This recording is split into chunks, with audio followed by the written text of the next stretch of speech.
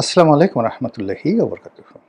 সম্মানিত দর্শক, ত্রয়োদশ জাতীয় সংসদ নির্বাচনে যারা এমপি হিসেবে নির্বাচিত হয়েছিলেন তাদের শপথ গ্রহণ অনুষ্ঠান সম্পন্ন হয়েছে এবং এই অনুষ্ঠানে বিএনপির যারা প্রার্থী ছিলেন তারা একভাবে শপথ নিয়েছেন, আর জামাত এনসিপির যারা জোট সঙ্গী তারা অন্যভাবে শপথ নিয়েছেন। এটি নিয়ে রাজনৈতিক বিতণ্ডা হবে আগামীতে, এতে কোনো সন্দেহ নেই। কিন্তু এই মুহূর্তে দেশে বিরাট একটা স্বস্তি বিরাজ করছে। কারণ হলো গত ১৭টি মাস ধরে ডক্টর মোহাম্মদ ইউনূসের সরকারে যা কিছু চলছিল সেখানে রাজনীতি ছিল না। স্থানীয় সরকারগুলো একেবারে কার্যত বন্ধ ছিল এবং সারা বাংলাদেশে মানুষের সঙ্গে রাজনীতিবিদদের সম্পর্ক, মানুষের সঙ্গে প্রশাসনের সম্পর্ক এবং এই সংক্রান্ত যে পাবলিক ওয়ার্কস রয়েছে, সরকারের যে উন্নয়নমূলক কর্মকাণ্ড রয়েছে, এগুলো সব মুখ থুবড়ে পড়েছিল। এর ফলে কি হলো যে এই যে জাতীয় বাজেটের ধরুন প্রায় ৪ লক্ষ কোটি টাকা, ৪ লক্ষ কোটি টাকা যেগুলো পাবলিক ওয়ার্কস হিসেবে ব্যবহৃত হয়, টিআর, কাবিখা, ভিজিপি, ভিজিডি, কাবিটা, এরপর ধরুন এলজিডির আন্ডারে যে সকল রাস্তার কাজ রয়েছে, ব্রিজের কাজ রয়েছে, সড়ক পরিবহন থেকে শুরু করে অন্য বিভিন্ন বিভাগ অনুবিভাগের যে সকল পূর্ত কর্ম রয়েছে, কনস্ট্রাকশন ওয়ার্কস রয়েছে, প্রায় সব কিছুই মুখ থুবড়ে পড়েছিল। তো ৪ লক্ষ কোটি টাকা যদি নর্মাল নিয়মে ৫ বার করে ট্রানজ্যাকশন হয়, তাহলে ২০ লক্ষ কোটি টাকার ট্রানজ্যাকশন প্রতি বছর হিসাবে আমাদের গত ১৭ মাসে হয়নি। ফলে বোঝার চেষ্টা করুন যে আমাদের জিডিপি, আমাদের যে জাতীয় যে কর্মকাণ্ড, সেই কর্মকাণ্ডে যে অর্থনীতির যে ধস নেমেছে, এর কারণ হলো এই ২০ লক্ষ কোটি টাকার ট্রানজ্যাকশন হয়নি। ফলে জনগণের যে অর্থনৈতিক স্পন্দন, এটা বন্ধ ছিল। এখন এই রাজনৈতিক সরকার আসার পর এগুলো আবার পুরোদমে শুরু হবে। ইউনিয়ন নির্বাচন হবে, উপজেলা নির্বাচন হবে, পৌরসভা নির্বাচন হবে, সিটি কর্পোরেশন নির্বাচন হবে। রাজনীতির সমস্যা থাকবে, অর্থনীতির সমস্যা থাকবে, কিন্তু একটা গতি চলে আসবে। দ্বিতীয় যে বিষয়টি, সেটি হলো যে বিচার বিভাগ, সরকারি অফিসগুলোতে আমলাতন্ত্র ভীষণ রকম বেপরোয়া ছিল। ঘুষ, দুর্নীতি, অনিয়ম, অলসতা থেকে শুরু করে আরও সব কিছুতে। রাজনৈতিক সরকারের আন্ডারে এটি সম্ভব হবে না। এখন মন্ত্রী আছে, এমপি আছে এবং তাদের যে জবাবদিহিতার যে জায়গা, সেই জায়গাতে আমলারা আগের যে কোনো সময়ের চেয়ে এখন গণমুখী হতে বাধ্য। তো এই কারণে আসলে যারা রাজনীতি করেন না কিন্তু দেশ নিয়ে চিন্তা করেন, দেশের অর্থনীতির সাথে জড়িত, তারা সবাই আপাতত স্বস্তির নিঃশ্বাস ফেলেছে। কিন্তু এখানে যে মূল বিষয়টি রয়ে গেছে সেটি হলো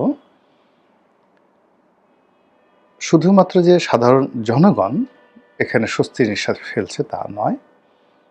এই মুহূর্তে বাংলাদেশের রাজনীতি থেকে যারা দূরে আছে এবং ইউনূস সরকারের জমানাতে মবের কারণে হোক, বিভিন্ন কারণে হোক, তারা পালিয়ে আছে, অনেকে দেশ ছেড়েছে, সেই আওয়ামী লীগের যারা নেতৃবৃন্দ রয়েছেন তারাও এই সময়টিতে স্বস্তির নিঃশ্বাস ফেলছেন।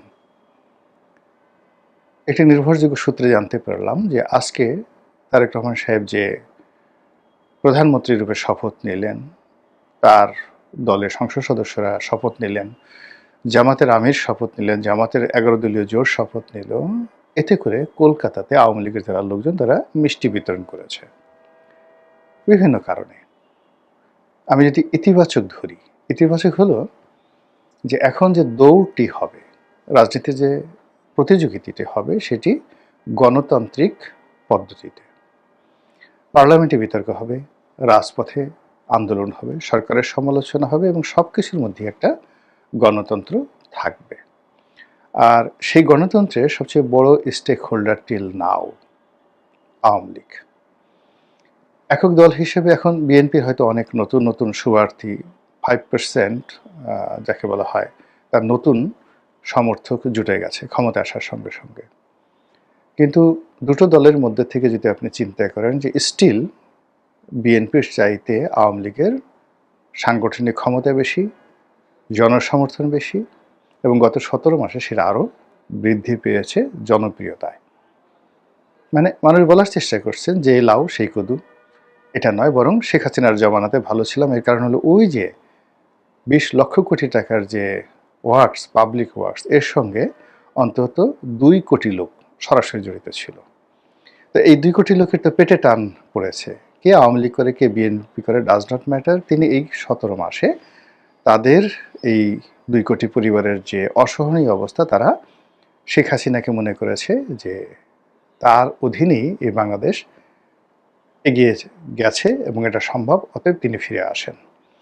এখন নতুন সরকার তারেক রহমান সাহেব তারা যদি এই পূর্ত কাজগুলো করতে পারেন, দুর্নীতি আগের চেয়ে কম হয়,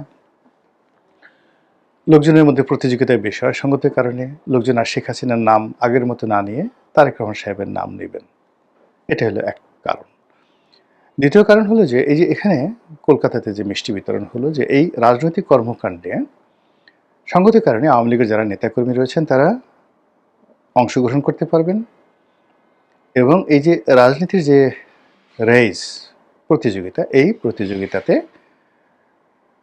আওয়ামী লীগ অপরিহার্য হয়ে পড়বে, বিএনপির জন্য অপরিহার্য হয়ে পড়বে, জামাতের জন্য অপরিহার্য হয়ে পড়বে। যারা সফল হবেন এই রাজনীতির রেসে, এখন বিএনপি ভার্সেস জামাত, তাদের এই রেসে যারা সফল হবেন তারা এক পক্ষে থাকবেন, আর যারা ব্যর্থ হবেন তারা তাদের দল ভারী করার জন্য আওয়ামী লীগকে টেনে নেবেন। বিরোধী দল হিসেবে যদি জামাত খুশি হয় বা তারা যদি খুব সফল হয়ে যায়, তাহলে জামাত ক্ষমতায় আসবে পরবর্তী নির্বাচনে, আর বিএনপি তখন প্রমাদ গুনবে যে জামাতকে মাঠে মোকাবেলা করার জন্য আওয়ামী লীগের সহযোগিতা দরকার। তখন ক্ষমতাসীন বিএনপি তারাই এটাকে একটা উইন্ডো তৈরি করে দেবে। আবার অন্যদিকে জামাত যদি দেখে যে সরকারের জনপ্রিয়তা তুঙ্গে, তারেক রহমান সাহেব খুব ভালো করছেন, তারা কোনো অবস্থাতেই পেরে উঠছেন না, তো মাঠের রাজনীতি করার জন্য, সংখ্যাধিক্য বাড়ানোর জন্য তারা এখানে আওয়ামী লীগকে একটা উইন্ডো করে দেবে। এই গেল একেবারে দেশের অভ্যন্তরে। অন্যদিকে আপনি যদি ইন্টারন্যাশনালি এটা দেখেন, স্পষ্ট আপনি বুঝতে পারবেন যে এই ইউনূস সরকারের পতন, অতি দ্রুত নির্বাচন, তারেক রহমান সরকারের যে অভিযাত্রা, এটার সঙ্গে মার্কিন যুক্তরাষ্ট্রের একটা সমর্থন আছে, আর নিয়ন্ত্রণটা টিল নাও বলা হচ্ছে ভারতের বেশি। সেটা বলেন, নরেন্দ্র মোদী বলেন, বা অন্য যে কোনো জিনিস বলেন, এটা অনেক অনেক বেশি। তো সেক্ষেত্রে সামনে যাই আসতেছে পরিবেশ পরিস্থিতি, তো সেক্ষেত্রে যাই পরিবেশ পরিস্থিতি আসছে, সেই পরিবেশ পরিস্থিতি আওয়ামী লীগের জন্য একটা ইতিবাচক ধারা তৈরি করবে। সেই ইতিবাচক ধারা আনন্দে শেখ হাসিনা নিঃসন্দেহে স্বস্তি নিঃশ্বাস ফেলছেন বাংলাদেশের মানুষের মতো। আবার অন্যদিকে আওয়ামী লীগের যারা নেতাকর্মী, তারা এই গত 17 মাসে যে অস্থিরতার মধ্যে ছিলেন, এই গণতান্ত্রিক পরিবেশে তারা যদি মিষ্টি বিতরণ করে থাকেন, এর মধ্যে আমি মন্দ কিছু দেখছি না, বরং এটা আমি মনে করি নতুন সরকারের জন্য একটি শুভ লগ্ন এবং শুভ সূচনা। সবাই ভালো থাকুন, দেশের বিজয় হোক, গণতন্ত্রের বিজয় হোক, যারা অপরাধী তাদের শাস্তি হোক। আসসালামু আলাইকুম রহমতুল্লাহি ওয়া বারাকাতুহু।